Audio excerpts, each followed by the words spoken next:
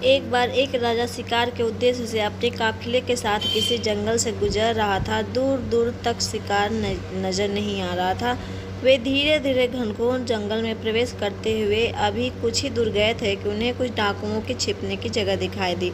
जैसे ही वे उसके पास पहुंचे कि पास के पेड़ पर बैठा तोता बोल पड़ा, पकड़ो पकड़ो मारो, एक राजा आ रहा है। इसके पास बहुत सारा सामान है, लूटो लूटो, जल्दी आओ जल्दी आओ। तोते की आवाज़ सुनकर सभी डाकू राजा की ओर दौड़ पड़े। डाकुओं को अपनी ओर आते देख राजा और उसके सैनिक दौड़कर भाग खड़े हुए। भागते भागते कोसों दूर निकल गए। सामने एक बड़ा पेड़ दिखाई दिया। कुछ देर राजा सुस्ताने के लिए उस पेड़ के पास चले गए।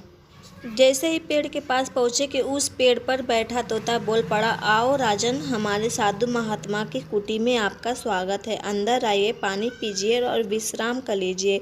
तोते की इस बात को सुनकर राजा हैरत में पड़ गया और सोचने लगा कि एक ही जाति के दो प्राणियों का व्यवहार इतना अलग कैसे हो सकता है।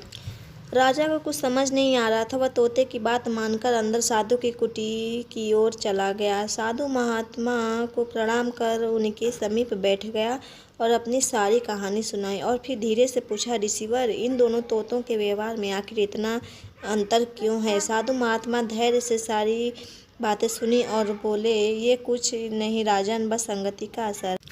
डाकुओं के साथ रहकर तोता भी डाकुओं की तरह व्यवहार करने लगा है और उनकी ही भाषा बोलने लगा है। अर्थात जो जिस वातावरण में रहता है वह वैसा ही बन जाता है। कहने का तात्पर्य यह है कि मूर्ख भी विद्वानों के साथ रहकर विद्वान बन जाता है और अगर विद्वान भी मूर्खों की संगत में रहता है तो उसके अंदर भी मूर्खता आ जाती है। इसलिए हमें संगति सोच समझकर करनी चाहिए।